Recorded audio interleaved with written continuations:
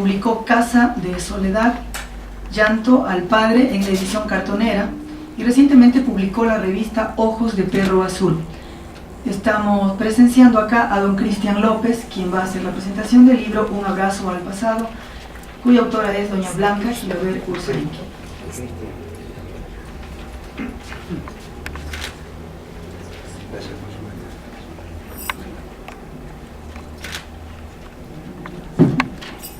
Bueno, buenas noches.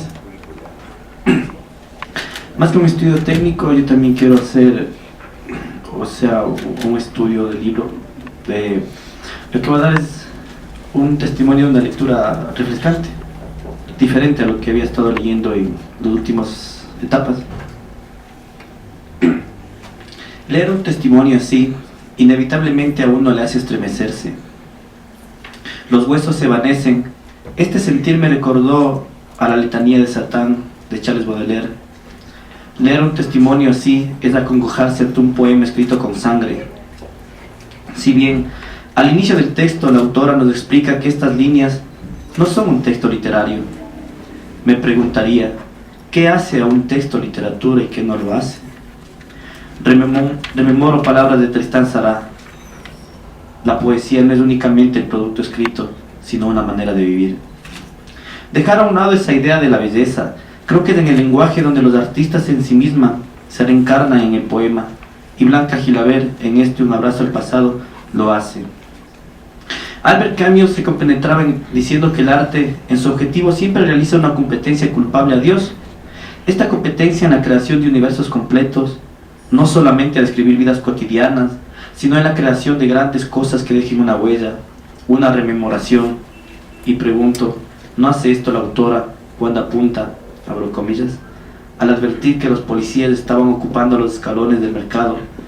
Durruti sacó su cacharro, se puso a disparar, y así empezó la trifulca que duró cerca de 7 horas. Esta es la condición del arte, hacer sentir a los lectores lo que nosotros sentimos en tiempo y espacio determinado, en un afán de liberarnos.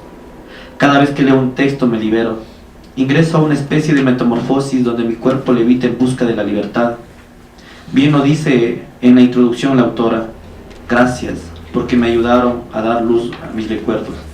Básicamente encontró la paz, el amor, la libertad. Fueron 3 años de la dictadura fascista de Franco, fueron 3 años, así nos cuenta la historia, de la Guerra Civil Española, pero las llagas duraron toda la vida. Con la frase Centinela de Occidente, se rechazó todo intento de guerra revolucionaria, se prohibió el uso de varias lenguas propias de una cultura. En pocas palabras minimizó el pensamiento que alguna vez nos llevará a la libertad. Blanca nació en plena guerra civil. El sonido de las bombas fueron sus canciones de cuna. ¿Qué culpa tiene una niña para desde su infancia haber generado odio? ¿Qué hace a una niña abandonar su patria, sus raíces? ¿Qué culpa tuvo Blanca que su padre anhela la libertad? Recordar el franquismo simplemente es una canallada, el Valle de los Caídos. Y mucha gente que salió de España para encontrar la dignidad propia del ser humano. Así, por medio de esas vivencias, la autora nos va narrando lo duro que significa el exilio, que es como un llamado a la muerte, pasando por varios lugares, la familia, como nos dice en el libro, la gran familia de la colonia agrícola Simón Bolívar, en Saloya.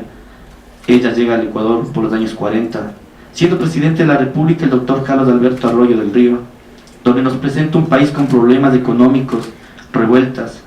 En esta parte del libro la historia, que primero devenía en nostalgia por la partida, da un giro y es la alegría, las preocupaciones familiares, el amor, las anécdotas, el contexto donde ella vivió, en suma, un abrazo a su bello pero duro pasado. Si habría que calificar a este documento con una palabra, diría optimismo. La mayoría de textos autobiográficos, salidos de un tema duro como el exilio, nos entrañaría nostalgia, dolor, pero en este Un abrazo al pasado nos genera alegría.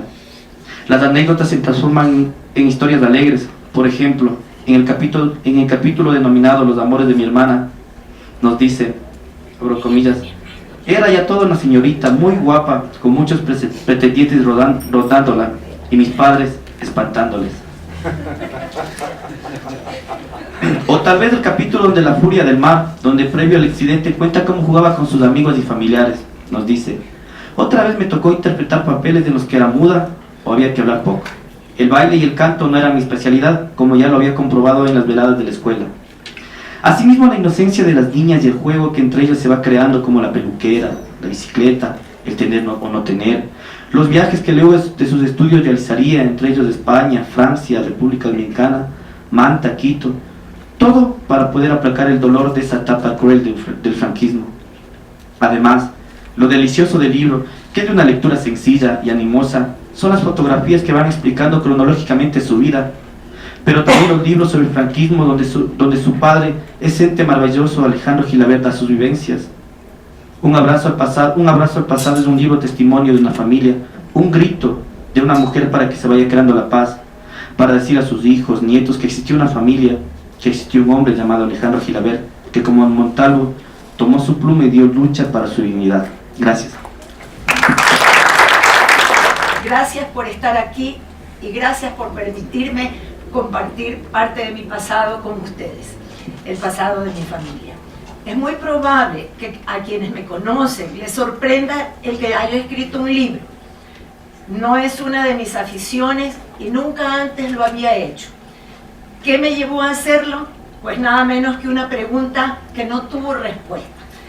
Un día se me ocurrió preguntar, aparte de mi familia y también a algunos amigos, si sabían algo sobre Saloya. Y esa pregunta no tuvo respuesta. Para mi sorpresa, nadie sabía sobre Saloya. Y desde ese momento empezó mi preocupación.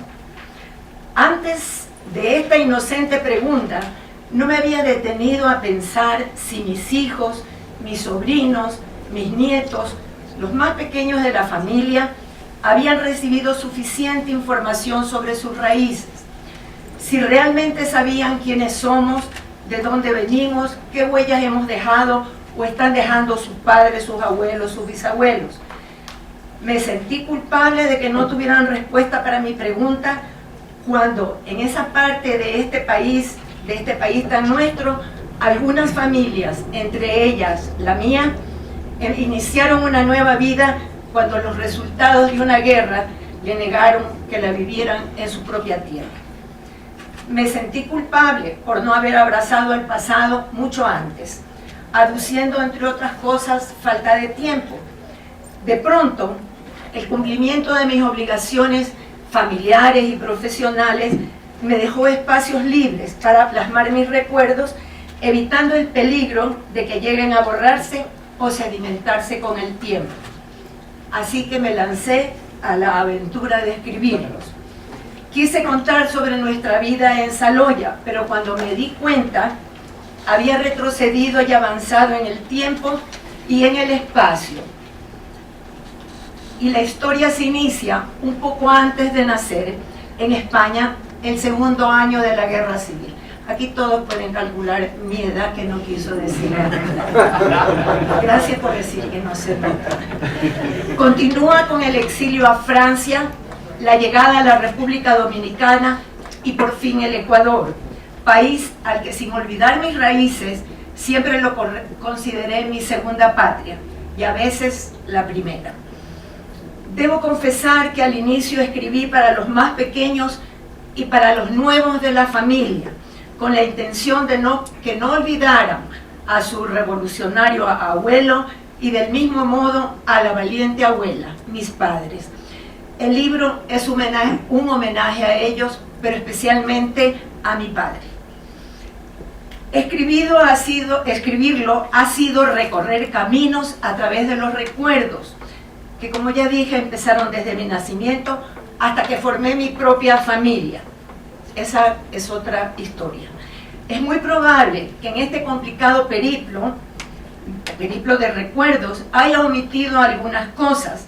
No he hecho más que recoger lo que he podido para ir formando la historia de mi familia, reflejo de muchas otras familias de exiliados españoles de aquella época y de exiliados de cualquier parte del mundo y de todas las épocas. Después de haber escrito solo para la familia, pensé que una manera de decir gracias al país que nos acogió era escribirlo para todos quienes quisieran leerlo, y por eso estoy hoy aquí. No ha sido fácil reunir tantos recuerdos, especialmente los que viví cuando era muy pequeña. Mis padres ya no estaban entre nosotros para ayudarme y cuando estuvieron, muy pocas veces los oí hablar de la guerra o de las peripecias que pasaron hasta enrumbar nuevamente sus vidas. Ellos hablaban poco y yo no preguntaba. Mi silencio no lo he entendido hasta ahora, pero puedo entender el de ellos. ¿Para qué evocar un pasado que significaba levantar fantasmas que no querían revivir? Lo mejor era olvidar años difíciles y frustrantes en los que murieron tantos sueños de juventud. Seguro que no hablar de ese pasado era esconder la ausencia que sentían de su tierra. Era no prolongar en sus hijos lo vivido por ellos, contándoles lo que una guerra significa. El Ecuador les ofreció el remanso de paz que necesitaban. En cada una de las páginas del libro podrán descubrir lo orgullosa que estoy de mi familia y la felicidad que siento de pertenecer a ella, a pesar de que no siempre las cosas fueron color de rosa. Escribí animada por lo que alguna vez leí, una historia vivida pero olvidada. Es lo mismo que no haberla vivido. Lo que no se pone en palabras sobre el papel lo borra el tiempo. Así que escribí para que nadie olvide, para que nadie lo borre. Me encantó darle vueltas al pasado. Pero todavía no les he dicho cuál es la respuesta a la pregunta: ¿saben algo sobre Saloya? Para quienes no tengan esa respuesta, la única manera es que lean el libro. Si no lo leen, si yo se los digo, van a perder la motivación. No me gusta agradecer citando nombres por temor a olvidarme de alguno. Esta vez correré el riesgo disculpándome de antemano por si alguno se me escapa.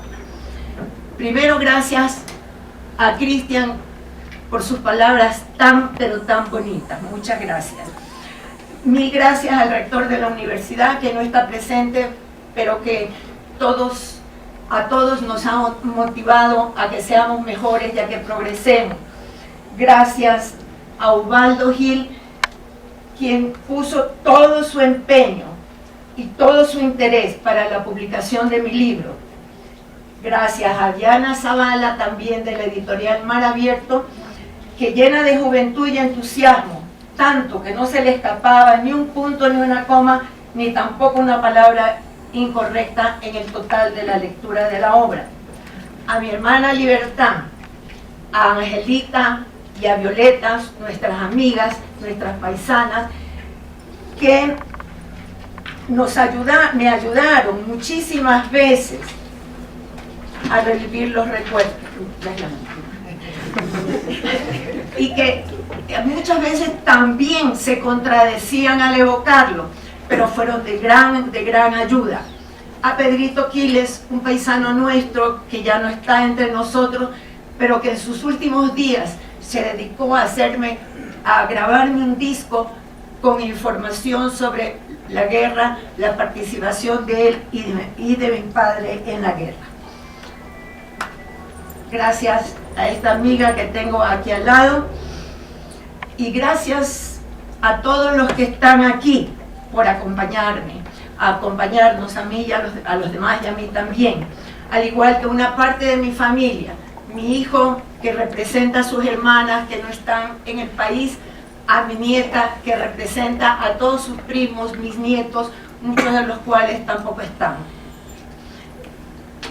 También quiero agradecer muy especialmente a todos aquellos que no tuvieron respuesta para mi pregunta sobre Saloya. Sin quererlo, fueron mi gran motivación.